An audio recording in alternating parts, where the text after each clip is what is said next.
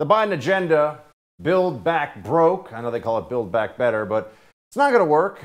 And it looks like it's not even going to happen. It hasn't worked up to this point, but they still really want to spend a lot of money. They want to raise your taxes, do the things that Democrats always want to do, seems despite the very obvious reasons for it not to be done. They don't care. They just push anyway. Late last night, Manchin told Senate Majority Leader Chuck Schumer that he will oppose, despite all this, an economic measure that they've been negotiating that would include, or rather, if it included climate or energy provisions or boost taxes on the rich or on corporations. So Manchin essentially saying, look, I saved you guys before a year ago when you wanted to do Build Back Better, which was going to be about a $5 trillion spending package, because that was when inflation was just starting to get going.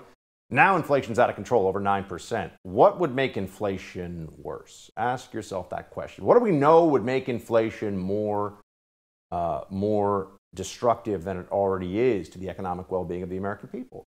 Trillions of dollars of additional spending, of course. So Manchin, for all the heat they gave him a year ago, is really the Democrats' unsung hero in a sense, because he managed to prevent their party from the full-on implosion that would have happened going into this midterm election if inflation was 12, 15, maybe 20%. Who knows? Manchin is only willing, he says, to support a reconciliation bill now, coming up in August, that includes a provision to lower prescription drug prices and a 2-year extension of subsidies for the Affordable Care Act. So Manchin is playing let's make a deal.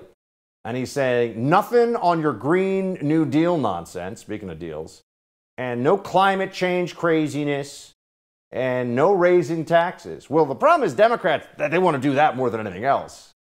So where does that leave them right now? It's going to be fascinating to watch this play out.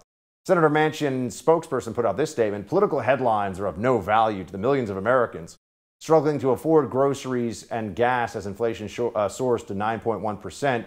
Senator Manchin believes it's time for leaders to put political agendas aside, reevaluate, and adjust to the economic realities the country faces to avoid taking steps that add fuel to the inflation fire. So indeed, he is seeing what's going on here and coming away with the very straightforward approach that you shouldn't do the one thing that would make the one really bad thing now an even worse thing.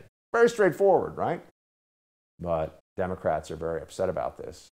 Progressive Representative Jared Huffman of California said in response to Manchin's decision, it's important that every young person, every activist, the majorities of this country who are demanding climate action understand very clearly this is not the Democrats.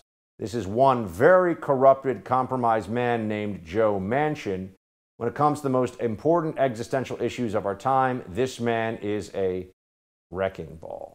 So there are progressive lunatic Democrats, obviously, who are upset at Manchin. They should be thanking him for saving their party from certain electoral annihilation.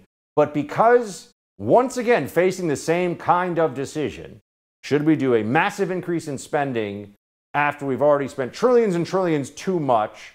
And people can't afford their gas, their groceries, their rent. They're having problems now paying their bills. Should we do the one thing that would make all of that worse? Joe Manchin, the senator from West Virginia, says no.